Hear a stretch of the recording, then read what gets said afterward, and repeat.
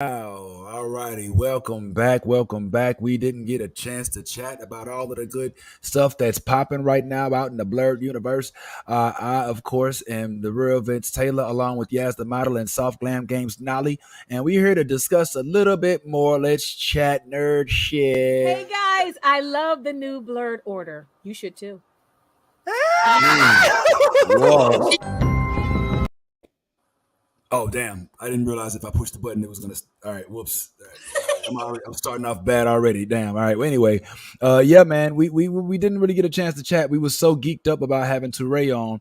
And shout out to Touré, was a phenomenal guest, man. It was definitely instrumental. Hearing him talk about what happened with Chris Rock backstage the day he actually got slapped.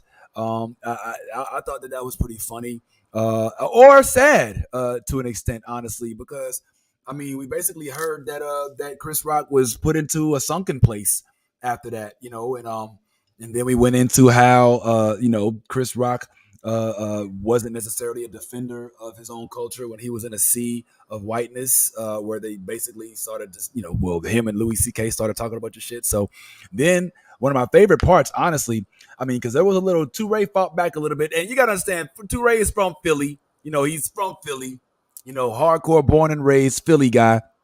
So I'm not mad at him trying to come back and defend Sylvester Stallone and the Rocky steps and the Rocky statue. He did that. I mean, that's a part of his childhood, his culture. But I mean, I still disagree with him. I still think that Sly's acting like a whole ass bitch. You know what I'm saying? I mean, I understand him not. Yeah, we back round. Whoever that is following us in the group, watching us. Hey, go ahead, check us out on the YouTube. It's in the header. The reason why is because when you're in the group is private, so we can't see who you are when you're in the group. So head on to the YouTube and check us out from there, please. Or I mean, don't not come back though. You know what I'm saying? Come back. We want to talk to you. We want to speak with everybody in the comments. I'm actually thinking about guys giving us a phone line and letting folks call in and chime in sometimes. I'm thinking that'd be cool since we're starting to. Oh, by the way, I didn't get a chance to make this announcement. I'm sorry. Nolly's face and my face were like completely the same on that topic. And I can't wait for the rest of the crew to hear that. What did I do? What did I do now? What did I do now? Do you even think about like how creepy these messages might be? You forget we're a podcast of 3 women and 3 men, so like this is gonna be interesting if we get a number. I'm just saying right now, please don't be leaving no sexties. I was thinking about if we had like a phone line that allowed people to call up live during the show when we had time, which we normally don't, but to call and give the yeah, come to YouTube. I think it looks like Lisa. What's up, Lisa? Yeah, pull up in the YouTube, Lisa, because we can't see the names in the group. The only reason we went to the group is because we haven't showed the group too much love yet. Yaz has been busy. I've been busy. And we just wanted to make sure we said what's up to the folks and make sure that we block the folks who shouldn't be there in the first place. Shout out to who the fuck you are. You know who the fuck you are. And fuck you for being a whole asshole. Not But anyway, like I was saying, I like that Touré. I mean, one of the most heartfelt moments for me of today's broadcast was when we brought up this topic, and I'm gonna keep it real. Like I was a little nervous about Touré being acclimated to what Stephanie was wanted to kind of illustrate to him, which is that it's not about whether or not you intend disrespect or not. It's just a word that does not necessarily glorify women. It's one that when you use it, whether you know it or not, especially folks of my era who used to use it in a manner of, I thought, slang. But when it's the thing that he said that enlightened me the most was he was like, yo, what comes to mind is Debo. And I don't know, Nolly, you was there on our after chat last week. And I said, literally, I thought when Debo came out and was like, yo, man. I mean, excuse me, not Debo, but Craig came out and was like, yo, Debo, that's a female. I thought he was saying it in like a manner of like he didn't mean it disrespectfully. But when Touré said it, he broke it down. I was like, yeah, like he's like, she's a female. She's lesser. She's not, and that was really, it was just dope to have that moment of enlightenment happen in real time. And for Touré to be able to, express like this. I don't know if y'all heard what he said, but this is like his girlfriend, his 2 daughters, and the mother of his children, all in one picture where they're getting along, doing just fine. So big up to him for being able to hold down what probably is a lot to to have to reckon with at times. But one of the main reasons why I wanted to bring up this show. Hey, what's up, Lisa? Welcome back. It's good to see you, Lisa. Shout out to Lisa, winner of one of our awards last year, one of our most faithful and appreciated watchers, listeners, viewers, whatever you want to call it. But we wanted to talk about the Mandalorian because we didn't really get a chance. We were so geeked up about talking about Chris Rock and all that other stuff that happened that we didn't really get a chance to discuss the usual nerd stuff. So just for a few minutes here, I just wanted to talk about what happened in this episode. So Yaz, can you give us one of your famous overviews of what happened on the show this week with Mandalorian? Absolutely. Oh my god, I haven't done this in so long. Jesus. I feel like I'm on the True. spot right now. I have like butterflies in my stomach and everything. Oh, all right. So, Mando season 2. Let's just cut right into it. So we are trying to redeem ourselves. That's what we're going for. We need to bathe in the waters of Mandalore if they exist, and if the planet is not completely unbreathable. So we arrive on this awesome journey to Mandalore after pissing off Bo-Katan real quick. And we realized that we need to check the air for purity before we let our baby out. Great parenting moment. I'm just saying. So we send our bot that we just got that is obviously deathly scared of its own shadow. We send the bot out and he checks the air and possibly gets a little lost. We find these what were these creatures called? Because I'm not gonna lie, they were ugly as fuck.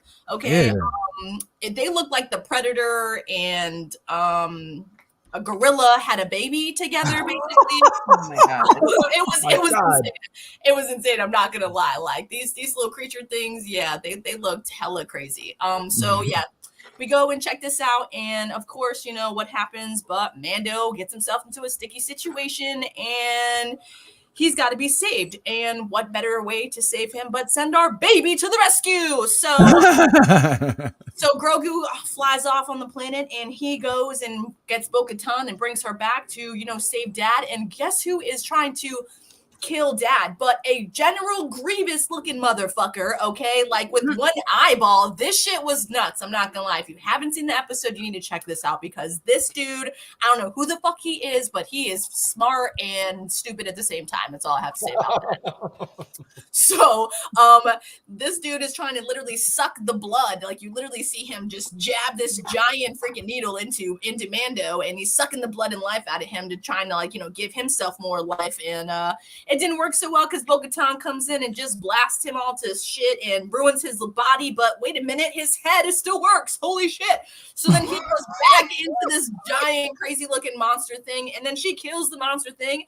And what are we doing? We're still looking for this damn water to bathe in this Mandalore because we're trying to redeem ourselves instead of leaving the planet after we get saved. So Mando and Bo-Katan and Grogu go on the journey still to go to the waters, and they find the waters. And what happens other than this motherfucker, of course, goes into the water, and god damn it, he gets pulled in by something and he disappears. What happens again? Bo-Katan comes to rescue his ass again. Okay, I'm just saying, like, he owes her so much. Let's just pull that out.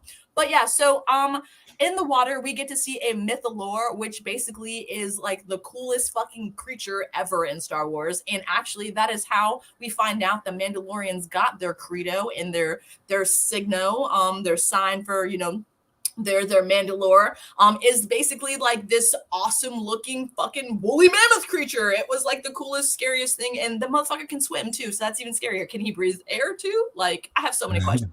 But after getting pulled out of the water, the episode ends, of course, and Mando's okay, and Bo-Katan still, saved his ass. So that was the end of the episode. Yo, well, I couldn't have said it any better, man. That's crazy. The whole concept of Bo-Katan, who basically went outside to cuss him out and then coming to his rescue was like crazy to me.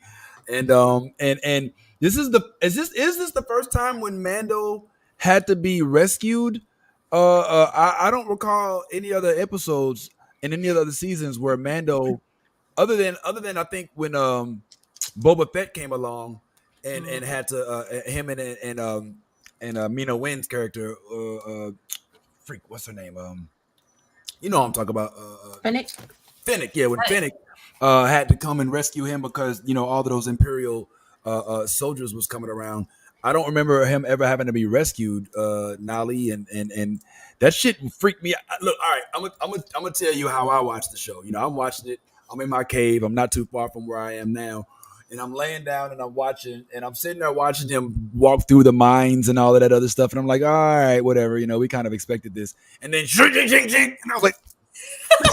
Like I popped up. I was like, "Yo, what the fuck is that?" You know what I'm saying? And next thing you know, he puts him up, and basically like he's about to roast, not in a comedic way, but in a hunger I need to eat you way.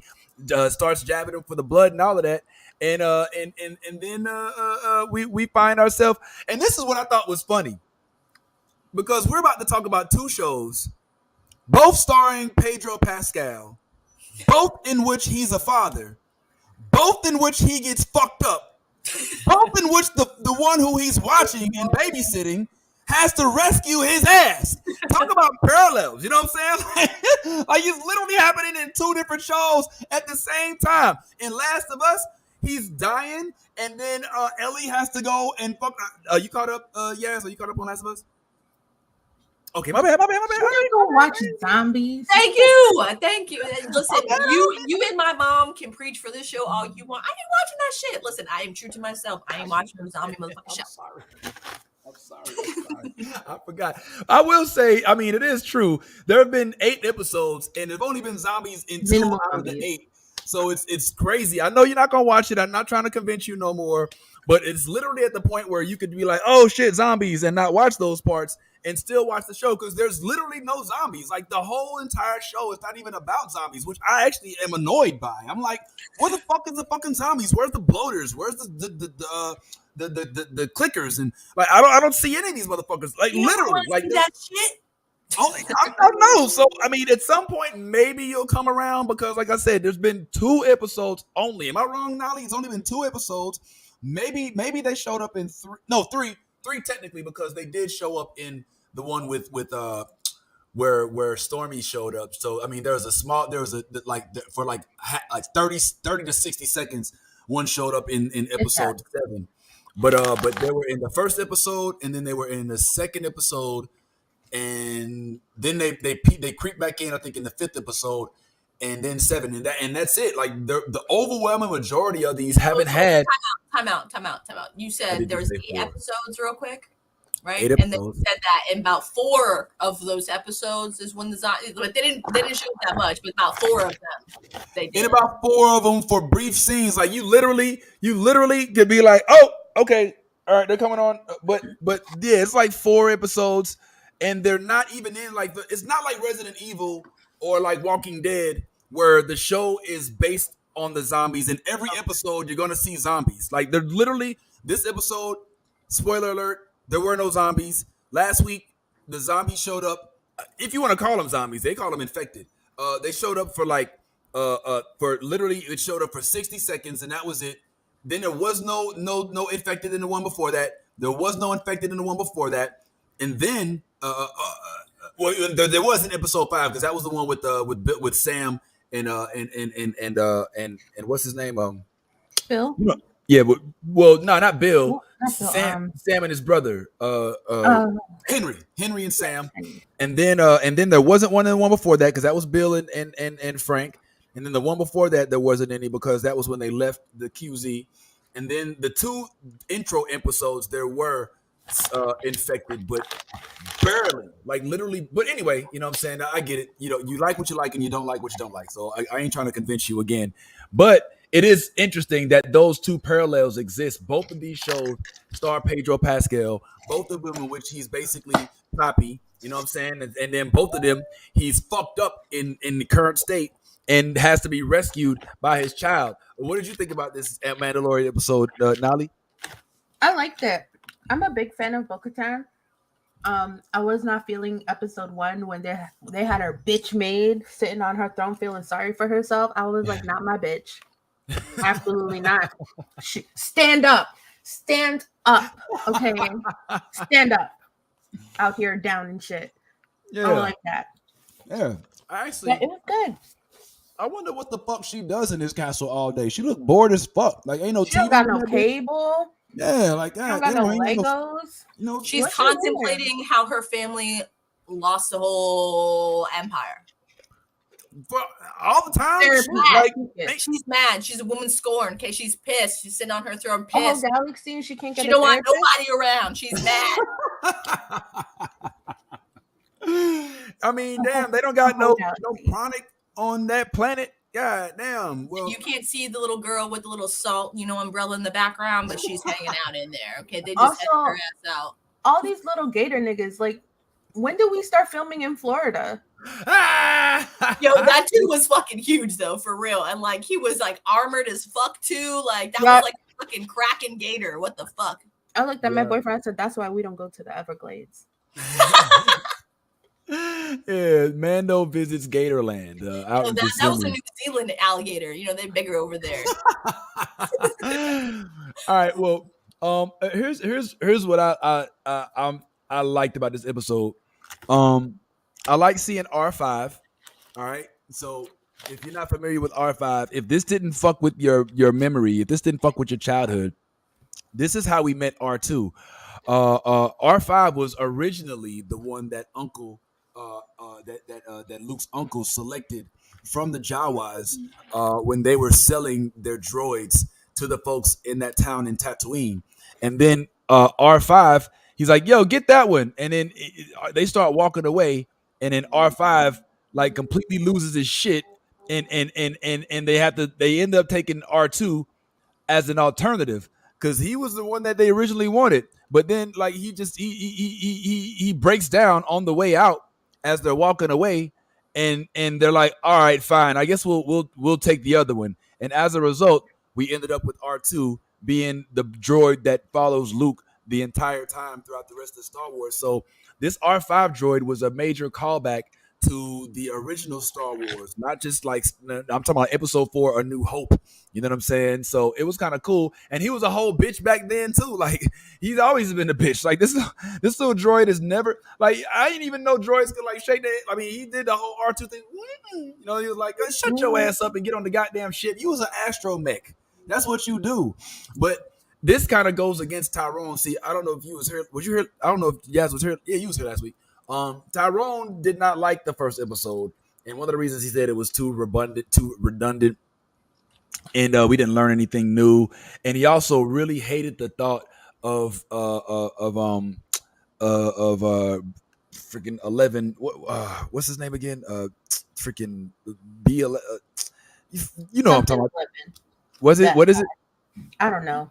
Something It's 11. Yeah. Somebody in the comments set me straight, man. My memory ain't what it used to be. I do a lot of medication. But yeah, man, it's illustrative in this episode as to why BD11. BD11, I think it is. As to why he needs this specific droid, because not only is he not hoe cake and not ho-fied, but I shouldn't say that. Not only is he not afraid, all right, but he also is a battle droid that can kill off. Like if he had BD11, which I believe is BD11. I hope I'm not fucking that up. Where is Daniel Biddle when you need him? If he had him on the planet when he needed him, then he wouldn't have had to fight all them fucking creatures. He wouldn't have to worry about whether the air was safe, because that's another thing that he does. And he wouldn't have had to sit there and be stuck and send for Bo-Katan with baby Grogu, because as a freaking battle droid, this motherfucker is no fucking shit to play with. So that I think solidifies the reason and justifies, even though folks gonna hate it because he had such a graceful exit when he basically went kamikaze. I think that's gonna drive home the point. This is why I need my droid back. He's the only one I trust, and he has all the capabilities. And I don't want to just get any random droid and try to establish trust around my child. So I think that makes sense. Yes, but you was interested in the creature from the very end of the episode. The one in the lake, huh? That's something you saw that was fascinating to you. Hell yeah, that was fascinating to me. What do you mean? She just gave this whole like saga about how like, you know, their Mandalore was built around, you know, like killing this mythical creature, and you know what I'm saying? Like it was just like super, I don't know, it was like super saga, like, you know what I'm saying? Like, I was just like so hyped up, and then all of a sudden, bam, like we see the creature and we weren't expecting that shit. You know what I'm saying? Like, she just said it was extinct and it hasn't been around for forever. And then, like, the whole planet was, you know what I'm saying? Like those poisonous gases, you know what I'm saying? And she didn't know shit about her own planet, and she's over here telling him not to go. And then she like, you know what I'm saying? Like her whole mind, like it was like an emoji, you know, like the like head explode emoji and shit. Whenever she like actually saw the creature under the water, she was like, "What the fuck?" Like I was wrong about like those creatures that attacked them, the predator looking dudes. Yeah. Like those, she was like they were like way out of, you know, like they should have been dead a long time ago. What else lived? You know what I mean? Like she was just so like mind blown that all this stuff is still alive. But yeah, she's telling him not to go there. You know what I'm saying? Like, oh, you're wasting your time. I've been there already. But you didn't been nowhere.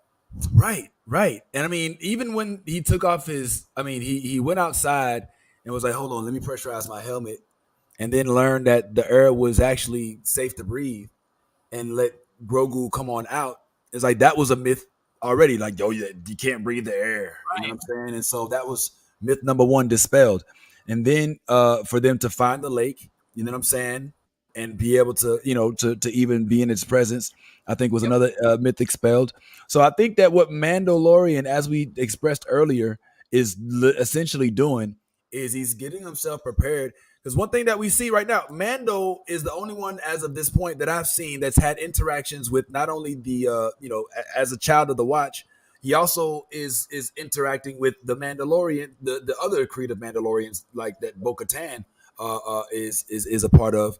So and I'm also a little sad that we lost. I heard that this character isn't coming back, and she was one of my. It was really refreshing to see her in season 2 when she basically bitch slapped the shit out of Boba Fett.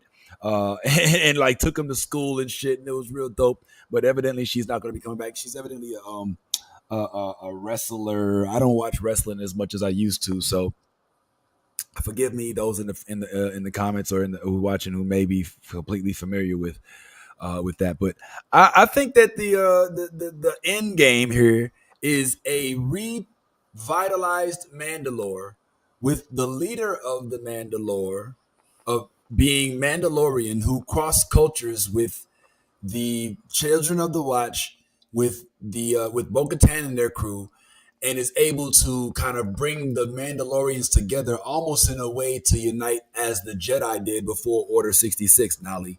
That's what I'm thinking. Does that sound about right to you? Sounds about right.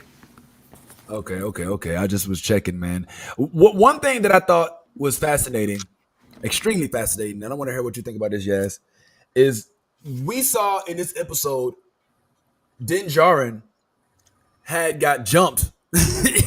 He got jumped by these motherfuckers in the cave and shit, right?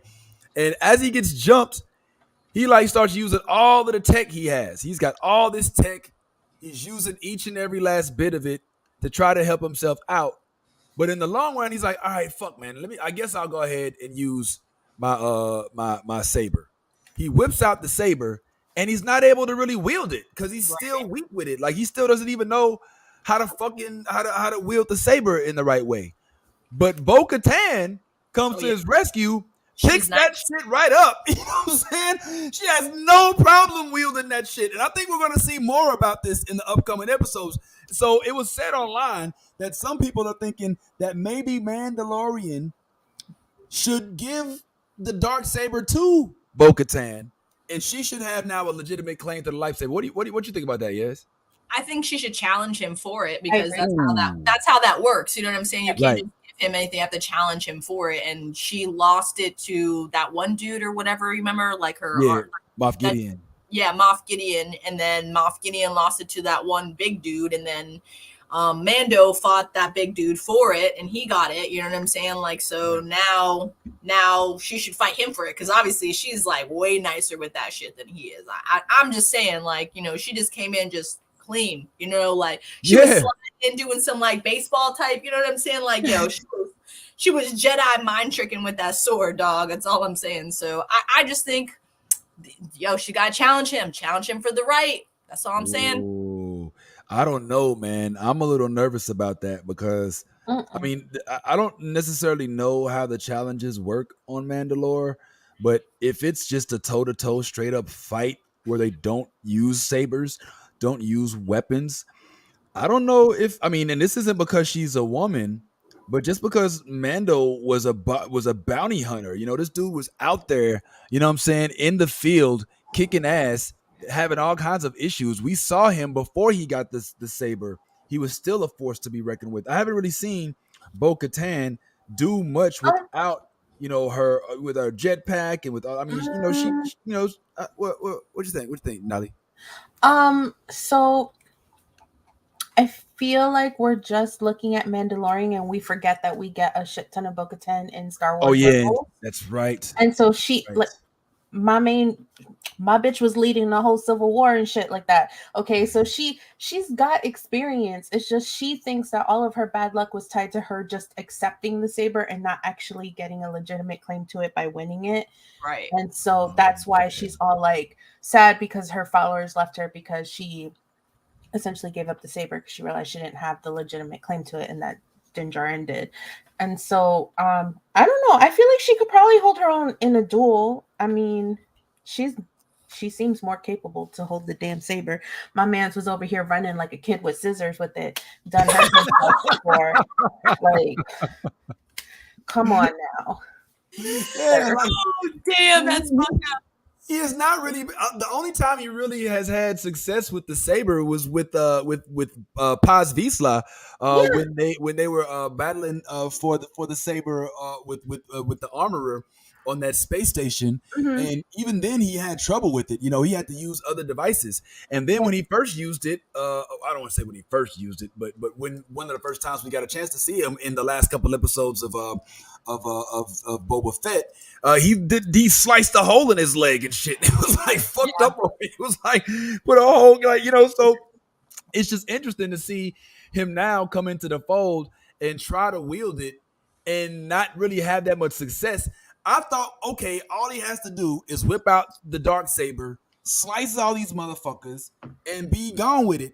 But they, even with the light, even with the dark saber, was fucking him up, yo. You know what I'm saying? I was like, yo. And then freaking Bo Katan was just like, hold my beer. You know what I'm saying? And went ahead and just took that shit and yo, just fucking Luke Sabered the fuck out of that whole situation. You know what I'm saying? So what I say, Luke Saber? I meant to say Luke Skywalker. I don't know what the fuck I'm talking about. It's one of them days. So I don't know, man. I guess I'm a little nervous because if Bo Katan does decide to challenge, there's Biddle. Okay, Biddle, what was hey, one time for Biddle, man, resident Star Wars ridiculous. So Biddle, what was baby girl's name? First of all, that was in Mandalorian season 2. Second of all, BD-11. Isn't that what's the droid's name that everybody thinks is a waste of time bringing back? My man right here, what was that again? Just go ahead and get it straight. We should have, Biddle, you should have just checked in, man. I don't know if you got the link, man. We should send it to you. But yeah, man, what is this? Is it BD-11? I could have swore that's what it was, right? So just feel free to chime in on that. But yeah, man, I'm of the belief that maybe if Bo Katan comes to her senses, that it might come down to a duel between these two. They might have to duke it out for the Battle of Mandalore. I mean, this chick, she's got the money. She's got a squad. You know, she's got, hella weapons. Casca, yes. Casca Reeves. Ah, yes. Yes. Okay. Well done, sir. See, we need this dude, man. He's definitely on the team. All right. And then is this BD-11 is the name of the droid, right? I feel like I'm saying something wrong. But I want to make sure we don't fuck up these names and shit. So, what is the name of the droid that we're bringing back to bring me back to life? Stop Save me. it. All right, sorry. All Oh right, man. cool. Let us know whenever you can, man. And IG-11. IG-11. All right. It was somewhere in 11 something. You know what I'm saying? So I knew that was Biddle, probably why going to you pull up. not in Thank here? you, thank you, thank you, thank you, thank you, thank you, thank you, thank you, thank you, thank you, thank you. All right, Biddle for the win. As always, BD.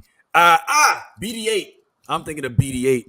BD8. Yes, Mm. I'm mixing up BD8 with IG-11.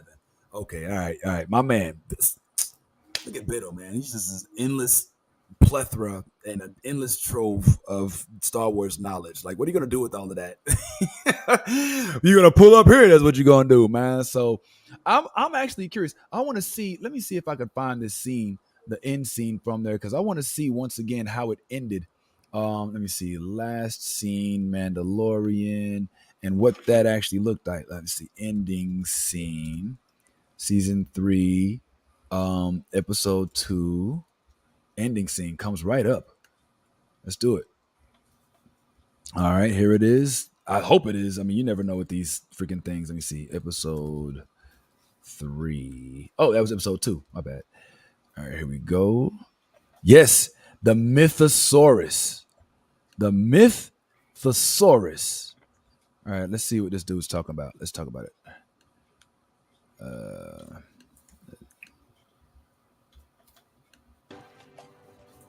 That I shall walk the way of the Mandalore,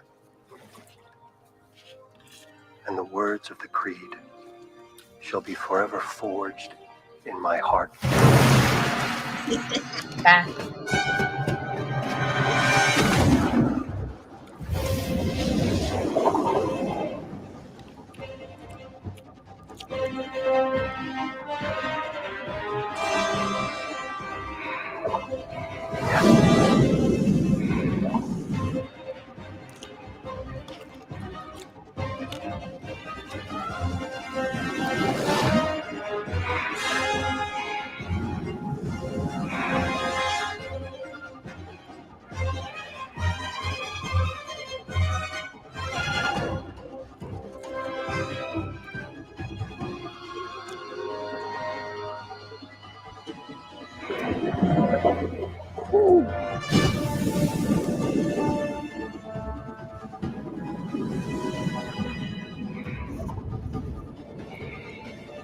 Damn.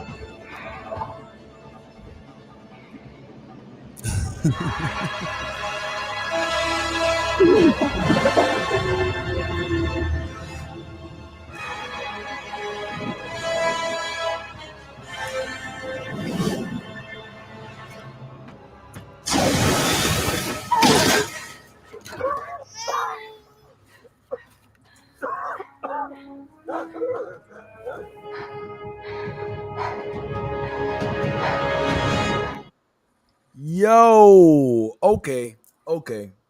I wasn't ready. I don't know why. I feel like I might have missed that shit. Finished watching the last Yes, there episode always are of bigger fish. Mandalorian, There's and in always that a bigger. episode, it is the second Oh my episode bad. of Let me stop this. 3. And Oh, Yo, but what the fuck? Does that mean that he's done? Has he bathed? I mean, he did go in the water. Is he good now? Is he now the He's good official now. leader of He almost Mandalore? drowned. He was what? Yeah, I was drowned. He almost drowned. He's fine now. I mean, how much? I mean, does he have to like? I mean, yo, I mean, he was I know down he bad did this been whole through. episode. He almost drowned. Like, yeah, his whole this was not Mando's greatest showing in terms of strength. To have to be rescued by your child and then by your borderline nemesis twice in one episode is not necessarily a show of strength. Bo-Katan would be within her rights to actually challenge him at this point. So I don't know, man. I don't know what's going to happen as far as that. But we'll have to see. I guess I don't know. I mean, this I think is much different. Is this? You think he's not here? He's not here, but is do you think Tyrone would like this episode? I don't know. He's hard to gauge, man. I feel like he's been lately hating on on Mando, but you kind of feel that way a little bit too. Naughty, don't know? A little bit, not too much. No, Sister, it's all good. where's your sister?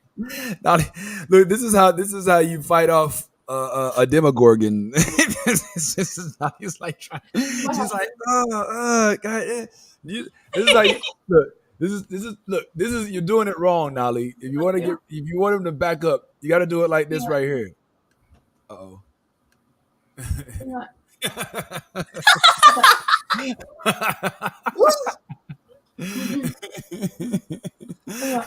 What's up, little Nolly? He's like, I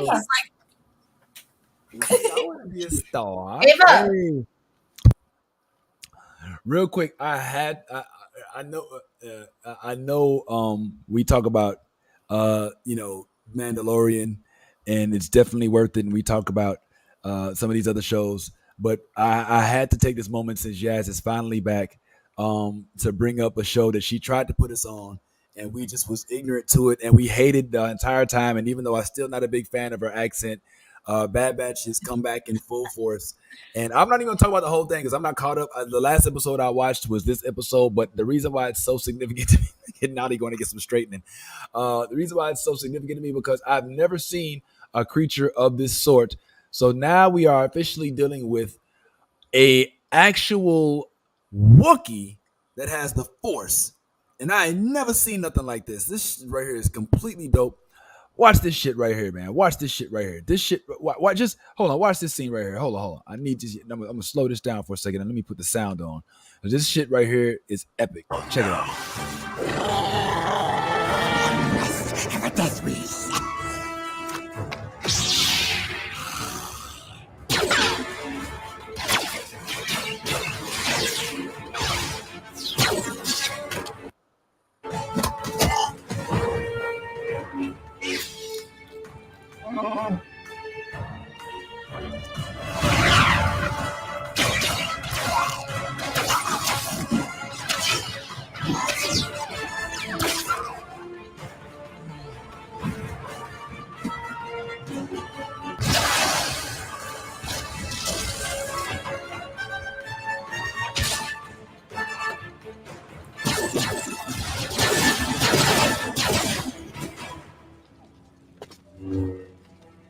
Oh my fucking god! Yeah. It's got the slice. It's got a saber, man. Are you serious? Yo, a freaking Wookiee with the come on, man. Come on, man. Now, Biddle is in the comments saying that this Wookiee was in Clone Wars and that Ahsoka saved him. Well, I remember. I watched Clone. I don't remember Gunji. I don't remember. Did he have a lightsaber and was he able to use the Force or was he a youngin at the time? Biddle, pull up, man. Man, we might have to start giving Biddle a little link to this, man, because I'm gonna start yelling at him through the freaking comment section, man. This right here is. You want me to send it? Yes, hey, send Biddle the link if he wants. I don't know, he might be busy, man. I know he's he's a full-time teacher, man, and one of the best ones at that. But yeah, some of his hilt was in the tree part. So he wielded the Force in the Clone Wars. I don't remember there be what this must have been this must have been the last season. Because I think I fell off on the last season of Clone Wars. After Ahsoka went head to head with the okay. All right, yeah, I fell off. I was really interested in the Maul story and the story of the Mauls and Spider Maul and all that other stuff. But yeah, I might have to go back and rewatch. But yeah, Kashyyyk, where he and the rest, this was on Kashyyyk. Yo, are you watching Bad Batch, Biddle? As I'm speaking to him through the conversation, this is so awkward. But yeah, man, I that shit is crazy, yes, right? Let me grab you. Yeah, it's definitely awesome. I know y'all should have definitely been on it, like since I told you about it, when it came out. But it's cool. We'll just let it go. I was right. Y'all heard it here live. Listen, man. Look, in our defense, man, freaking Omega. I know her voice is horrible. Yeah, Omega was so annoying in the first season. You know what I'm saying? And now that she got a whole bow and a weapon, and she's a little bit of a badass, and she done already saved the Bad Batch a couple times. And I think it's also, you know what I think it is? I think it's that the series isn't centered around her this time around. You know what I'm saying? It's not centered around her. You know what I mean? So, and I feel weird saying that because it's not like it's because she's a girl or she is a woman or because she's got that weird accent. It's just the whole recycled trope of the men coming to of having the 3 men and a baby thing. You know what I'm saying? It's just like all right, man, we get it. Men save women, men save baby. It's just like all right. Oh shit, is that Biddle? Fuck yeah, man. Hell yeah, man. What's up, Biddle? Biddle! Yo. Hey. Oh man, we can't hear him yet. We're gonna let you get that together, man. It's all good, no pressure. We know that this is last second, bro, but it's good to see you. Thank you for pulling up. If you need to do sound check, let us know, man. This is all just fly by night. We just chilling. But yeah, bro. So, let's let him get that together. All right, there we go. Hey, all right, should be good now. All right. So you were breaking down that Gunji had already made an appearance. Yeah, he was already in Clone Wars. I think it was like season 4 or 5. Like it was in between like Maul and then when he left, and then when Maul comes back at the end of like season 7 or whatever. He didn't have his lightsaber though back then, right? Like I think he did. He was with a bunch of other younglings. Like it's when Ahsoka had to break away from Anakin a little bit, and she had to save a bunch of younglings. It was during the same time when she had that droid arc. I don't know if y'all remember when there was like 5 or 6 droids. It was that. It was one of those kiddie episodes. Like it's not one that we would like. It's one that our kids would like. Okay. All right, I'm gonna have to. I have dedicated myself. The Clone Wars is a good rewatch, but it is a little 100%. difficult because it's so episodic on the first 2 seasons. Like they're less saga-esque. You know what I'm saying? And they're more. And it swings. Sometimes it's really, really for the kids, and sometimes it's for us, the people who've been Star Wars fans forever. And those ones that are for the kids, sometimes Dave Filoni doesn't. I don't know. I don't like those ones. That's my same problem with Bad Batch. Like I love you guys, but Bad Batch has that same hit or miss thing that Clone Wars gives me, where I'll watch it after the season is done, just so when I know it's a bullshit episode, I'll go, I'll just. Well, I'm gonna cape for Yaz right quick. I have not been disappointed by any episode this season of Bad Batch. All of them have delivered in some sort of way. Now we don't get all the action in all of them, but No. I love the arc that they have with Bullseye,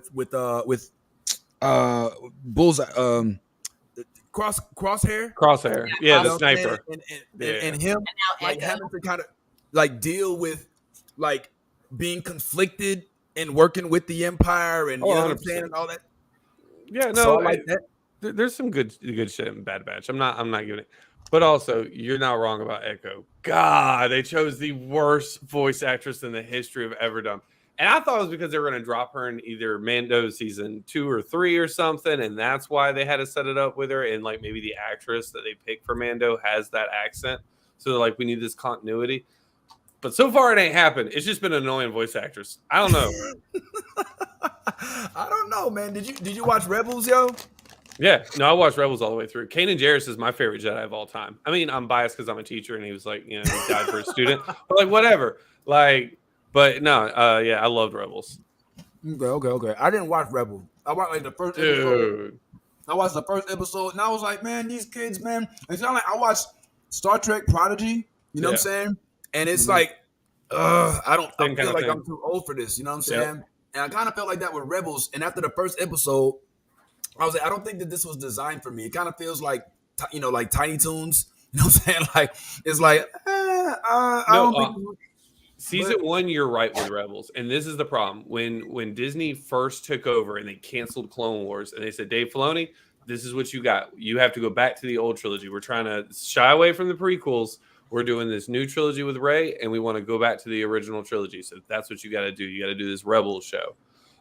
That first season was very much like, hey, we're placating to the kids again.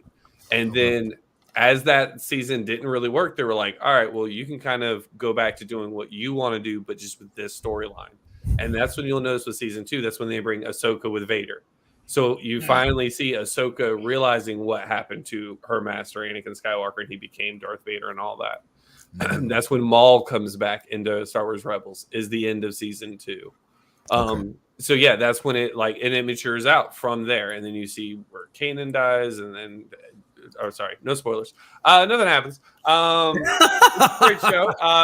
And Thrawn pops up in Rebels, which is a direct tie into what's going on now in Mando, because everything in Boba Fett, Mando, Ahsoka, Skeleton Crew, all of it's going to tie to like a crossover event, and Thrawn's going to be that thing. It felt like that's literally the last thing Finnick said. Was it Finnick? Somebody in the Boba Fett was like, they was like, "Yo, where the fuck is Admiral Thrawn?" I thought it was Ahsoka when she was fighting the one chick in season 2. When she took out the chick who had the spear, the town. Yeah, her last thing was like, "All right, so where's your boss?" Yeah, that's right. It was Ahsoka. It was Ahsoka. Yeah. So Thrawn's still out there doing shit, and if Thrawn's out there doing shit, that means Ezra's out there doing shit, which once again ties right back into the Rebels. And I think what's going to happen in either Mando season 3 this season or in Ahsoka is Sabine's going to pop up, because Sabine was in Rebels, but she's a Mandalorian. And she wielded the Darksaber. She was also trained by Kanan Jarrus to use the Darksaber.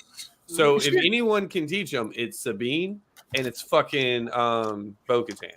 So she's the one who gave it to Bo-Katan, right? Yes, 100%. She's the one that gave it to her. I was thinking they were going to bring Sabine in or Ezra Bridges, because we also got the Purgles in the first episode. Yep. No, and that's what I'm saying. That's all tying back into Thrawn. All these little nuggets are tying into that huge Thrawn. Like it's kind of their Thanos.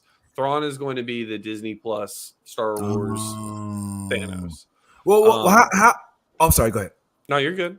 I was gonna say how did she give anybody the Darksaber? I thought you had to battle for it. But see, back then everyone was like, their people were so divided. She wasn't really worried about semantics. She's like, look, you can lead them. I can't. I'm still fighting the Empire. I have a different war. Because Sabine, what she feels guilty about is she's kind of like an engineer, kind of really good with technology, and she built the technology that the Empire used to fuck over Mandalore. Like, the reason why Mandalore is as fucked up as it is because the Empire used her technology to do it. And it could like kill Mandalorians while they were still in their armor and shit. So it's kind of like, what if a Jewish person made the gas that they used in the Holocaust? Wow. And then you're still alive afterwards. That's the kind of weight that Sabine's carrying. You know what I'm saying? All right. Well, I saw this. I thought this was a good way to tie in what you were talking about with Gunji. Looks like we do have a little bit of footage here from when Gunji did rear his head in the original Clone Wars series. So let's take a look at this and talk about it on the other side. Marking it out on Membon. Where is it?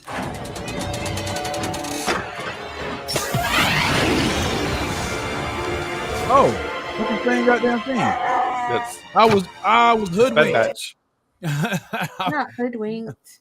God damn it, man. Freaking goddamn YouTube. This happened to me once before. Yeah. I don't even think it was transitions in the Clone Wars. It was like the trade. It was like the Confederate, the independent systems, the droids, all the robots. Hold on here. Okay, let's see if this one pulls up, because that shit. Bad Batch was just seeing Clone Wars. Oh shit. That's way too much. Hard. Tests must be passed. But it is then that freaking voice, man, at the beginning of every freaking Clone Wars episode is freaking nuts. I did watch Clone Wars. Hurry, younglings. Lisa, I didn't finish it. Don't come for me. You have proved to be the. What is the gathering, Padawan? Zat and Gunji. And you that's so wizard. Be warned.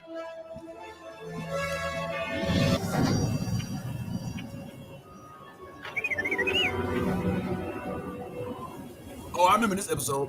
Is this where they went to go for to look? No, this isn't. I remember when they had to make their own, when they had to go get the kyber crystals and shit. Yeah, he was with them, I think. I'm pretty sure I didn't even remember. Yeah. It's a dead end. Focus the force. Yep. This must be the last season. And only together can. Not the last, but it was right before she left. Because she left in season like 6 or 5. Because remember, she left the Jedi Order. She quit. Did he get a lightsaber? Are they going for the crystals? I think that's what they do. Is this the episode where they went for the crystals? Yeah, I think that's where they get them. Master Yoda. Yep. The Force made physical a Jedi. Yep, that's when they go to get him. Okay. Build your own lightsaber, you shall. Wow. But first, See? I told you. No, I told you. No, I told you. I saw this Trust one yourself. too, because they got stuck. Once Yep. you have found your crystal, do all not of them had to remain overcome inside. something. As daylight ends, and you will be trapped. For how long? See, How will we know whatever. which Don't crystal come to for pick? me, Lisa. I see this shit, man. God damn it, man. I mean, it was a while back. I don't remember I all mean, the I'm details. not saying you're getting old, but time has a way.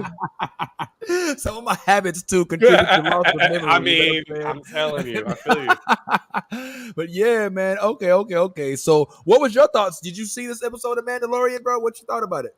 Oh, Mandalorian. Yeah. See, I like this episode a lot more than the last episode. Okay, you're yeah. more on Tyrone's side with it. Yep. Okay. Last episode, like it was all set up great. Like I love all that shit because I know that shit, but I also always look through something like, all right, if Steph's watching this shit, how's she feel about it? And that entire episode, I'm just thinking, yeah, ain't nothing but a big giant alligator snapper. And why the fuck would you have a baptism where you know an alligator snapper is? Like literally, that's the only like. And I'm just like, okay, so that didn't really do anything. So I was kind of like with Tyrone on that. It's a lot of setup, but you didn't do anything with it. But this episode, what they should have done was just did both of them as one episode because this was all action. Like last episode was all setup, and then this was. Oh, remember this shit that we thought you thought was going to take all season to get to? Like maybe the last episode he was going to hit the mines of Mandalore. No, we're going to do this shit second episode. We just going to get to it because that's what. Go ahead. No, because that's what it seemed like they did in the first episode. They made it seem like, all right, so he's going to have to go get this part for IG-88. He's going to have to do this. He's going to have to convince Bo-Katan to finally come over, and they're going to have to do all these things to finally get to the mines. Like that was supposed to be the last episode. Okay. No, So he's you going to do it in think a second. they skipped a few, like we were anticipating the potential for them to kind of, keep kicking that can down the road and then ultimately end up in the mines of Murrier from two towers. This was Fellowship of the Ring. You know what I'm saying? Basically, like when I heard the mines, I was like, a mine. The mines of Mandalore. Dude, and the Mythosaur's the Balrog. The Mythosaur's the Balrog. I heard what was who was it? You have to go through the mines of remember not he didn't say the mines, but through the planet core. Remember in episode 1. Yeah, Naboo. Yes, Boss Nass. The planet core. You know, be good with him. You know what I'm saying? That was. So what? I mean, because I honestly thought that one of the best things, like I said, was that we saw that Bo-Katan. It was so. I mean, if you missed out on that, if you didn't see how they clearly, he still had trouble lifting it up. Yeah. He still couldn't really wield it. He should have been able to just with ease just kind of shoot everybody, but they were still fucking him up with the darksaber, with all of his gadgets, everything in hand. But then freaking Bo-Katan came and she's like, "Oh, this." It kind of yes, one-handed. She never held that bitch with two hands, not once, once.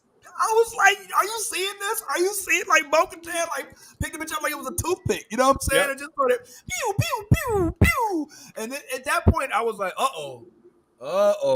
And here's the funny thing: Dave Filoni has already foolproofed that shit because she's been trained in the past. If any toxic motherfucker would have spoke up, like, "Oh, the women's using the lightsaber better," every fucking nerd would have jumped up and be like, "Excuse me, she has held this lightsaber for 10 years. She knows how to use it. She was trained by a Jedi." Like, instantly, they would have got destroyed. So I love it. I love the co-adaptation of the animated series into the live action. It is so That's seamless. How you do it.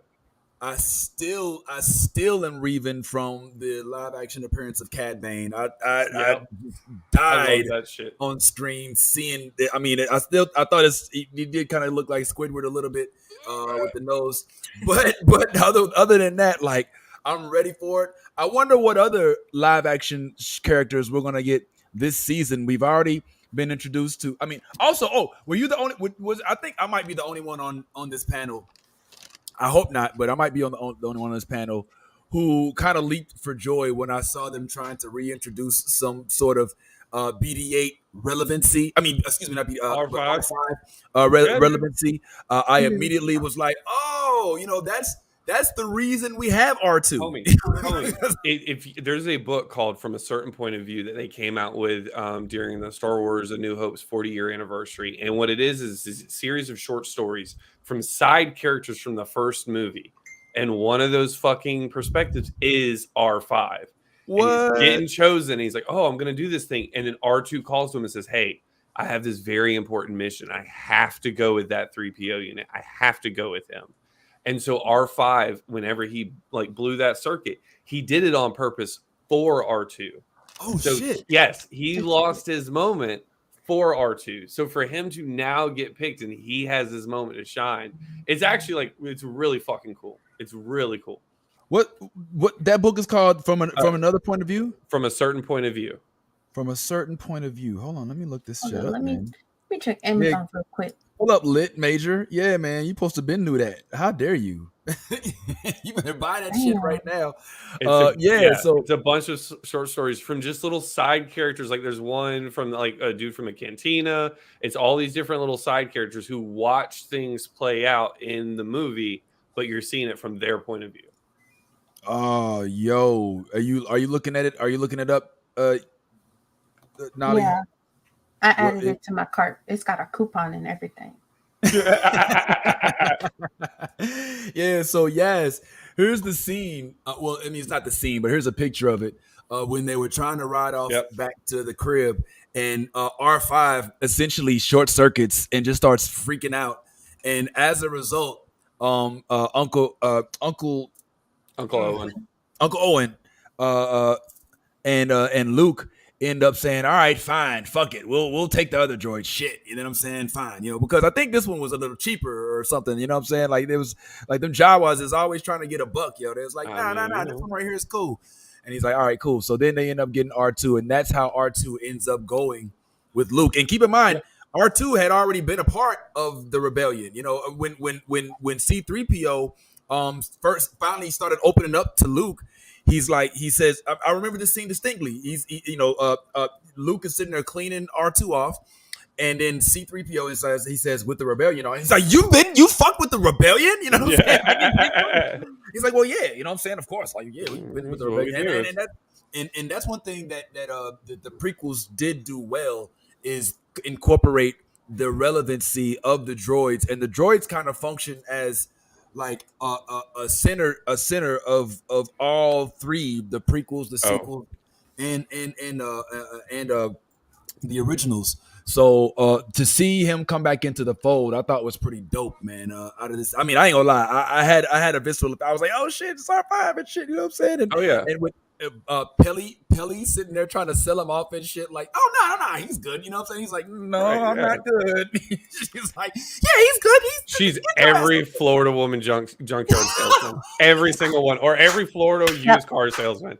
Nah, this is great. The air blows great. No, the second you get off that lot, it's supposed to happen. Yeah, that's a normal tick. Yo, he was so shook normal the entire time, yo. And didn't R5 fly with what's the one, the only starfighter that lived, Wedge? Didn't he fly with Wedge? I could have swore he was on Wedge's Astro unit, in the back of his X-wing. But maybe it just looked like R5. Yeah. You know what I'm saying? There was a lot of them droids that were kind of interconnected, man. But I'm a droid lover. You know what I'm saying? It's call me what it is. I fuck with the droids. My favorite droid, I still think, is K2. This motherfucker slapped the shit out of Andor. Shit out of Cat. Quiet. You were being rescued. Stop resisting. Other droids don't get enough credit, yo, and I don't think they'll never get like an award or anything like that. You know what I'm saying? And they're the crux of the entire Star Wars universe. You know what I'm saying? They're the comic relief. They're the heart of the fucking movies. Like a lot of people don't realize, like C3PO and R2D2 are Anakin and Padme's wedding rings. When they got married, they didn't have anything to give each other. All Anakin had was 3PO, which he just got from his mom who died. It's the thing he built for her. And so he's like, hey, I don't have anything that I can give you except this droid that I built to take care of my mom. she's not here anymore. He can take care of you. And she's like, hey, well, the only thing I own is this R2D2 unit. Because if you remember in episode 2, he was with her. And then ever since they got married, R2 was with Anakin through all the Clone Wars series, and 3PO is right beside Padme. They are their wedding rings. Wow. Fuck. Yeah. Yep. Emoji. And think about that. That's dating back to the prequels, and then it comes full circle when they meet Luke, and then Luke is now somehow a part. I mean, he trained Grogu in the art of the Force a tiny bit, a little bit, just enough for him to grab snacks and push and push shit out the way. Bad people away. Yeah. And now here's R5, who had his own little encounter with Luke as well. And he's getting like a chance to kind of be a part of the whole Star Wars universe. And this shit is, I mean, they're personified, and they don't even speak English. I mean, not to us. We don't understand it, But I'm sorry, I'm gushing about this shit. But I will say, Luke is a terrible teacher. Like, you teach this kid to jump like 15 feet. You teach this kid to push shit out the way, but you can't teach the kid to go on a lever for that cage. Like, come on, man. Yo, flag on the play, man. You didn't teach a righty tighty lefty loosey. Like, come on, Luke. Yo, come on, man. He didn't know he was gonna need that shit, man. Luke doesn't fly. Well, I guess every dad teaches his child righty tighty lefty loosey. Son, daughter doesn't matter. Do you think we're gonna see Ahsoka Tano return to Mandalorian in this? And are we still getting an Ahsoka Tano live action series? Yep. They keep pushing it. They've been pushing it out there. What are we waiting for? I mean, are we? I mean, I think the budget and what they're doing is more than what they were expecting. Yes. So they have to keep pushing things back, because just the leaks that I have heard, it is going to be too much for it's a lot. It's a lot. He said that the saber fights are going to be like the most intricate things that we've seen in Star Wars to date. But it says fall 2023, just no date. Yeah, well, Mando was supposed to come out last year too, I think, right? And it got pushed back, I think maybe because of COVID or something like that. So I wouldn't be surprised if that happened. Uh-oh, looks like somebody got to go. All right, cool. All right, Yaz, he's got to head out, man. Yes, it is probably. Did you watch Last of Us? Are you watching Last of Us, Biddle? Yeah, of course I am. Okay, well then, Yaz, we'll go. Hi, Yaz. We'll let Yaz. Please don't hit me with that segue. Please don't hit me with that segue, man. All right, Yaz. Hey, love you much, man. Also, we said thanks for letting us borrow you for a little bit more time. We ain't gonna stay here too much long, man. But this probably ain't your subject, so whatever. Bye. I'm out. All right, Sam. I'll catch y'all soon. All right. All right, cool. Sounds good. Yes, take care. So yeah.